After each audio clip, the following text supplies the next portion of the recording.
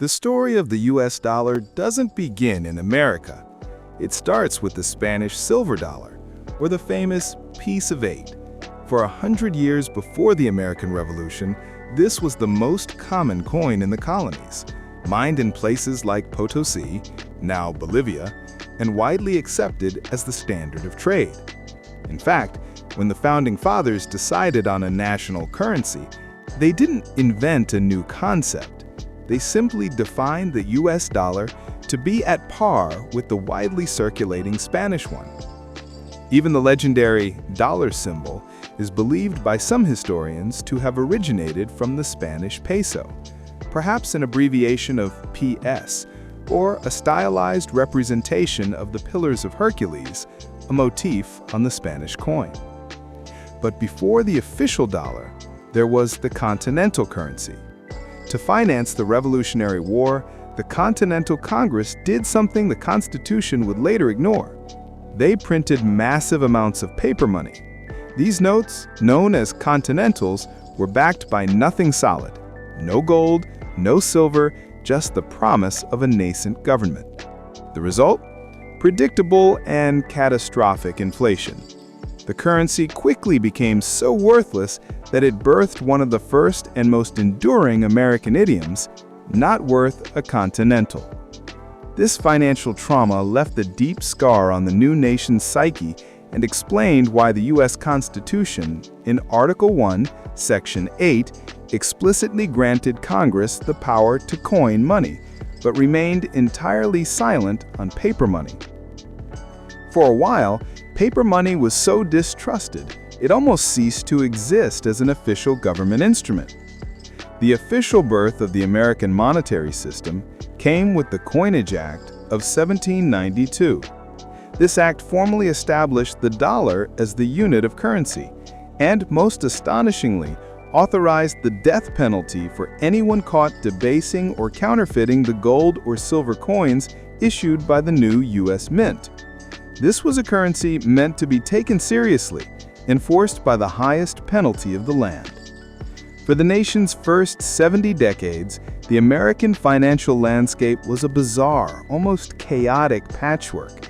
Because the U.S. had insufficient gold and silver reserves, it was so short on coins that foreign coins, including the Spanish dollar, remained legal tender until 1857. Furthermore, the federal government did not print most of the paper money. Instead, an estimated 8,000 different private state-chartered banks issued their own paper notes, redeemable for specie, gold or silver, at that specific bank. Imagine traveling from New York to Philadelphia and having to check a massive banknote reporter to see if the bank that issued your money was still solvent. Counterfeiting was rampant, and the sheer variety of notes made the system utterly unwieldy. This chaotic currency system also gave birth to a famous piece of slang. In the early 19th century, especially in the frontier Great Lakes region, trade was often conducted using animal skins. The skin of a male deer, or a buck, was often considered equivalent to the value of a silver dollar. This simple, rustic trade mechanism is the surprising non-financial origin of why Americans today still refer to a dollar as a buck. The turning point for U.S. currency was the Civil War, 1861 to 1865. The Union government needed an enormous amount of money to fund its army, and the traditional method of relying on state banknotes and gold was simply not enough. In a move that defied the legacy of the Continental, Congress authorized the printing of official government paper currency to pay its debts.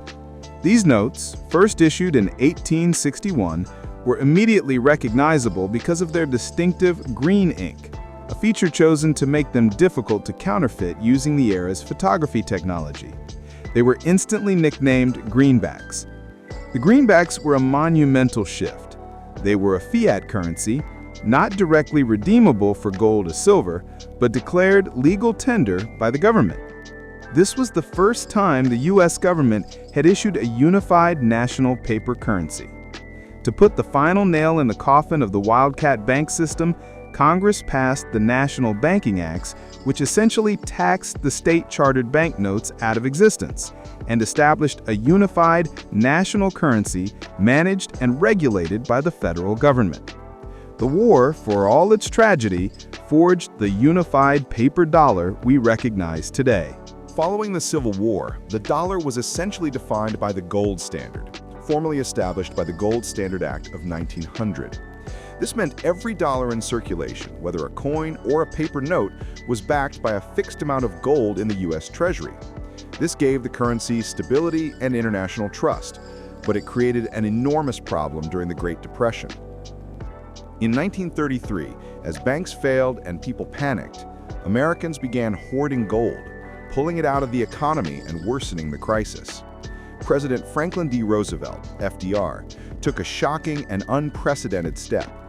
He signed Executive Order 6102,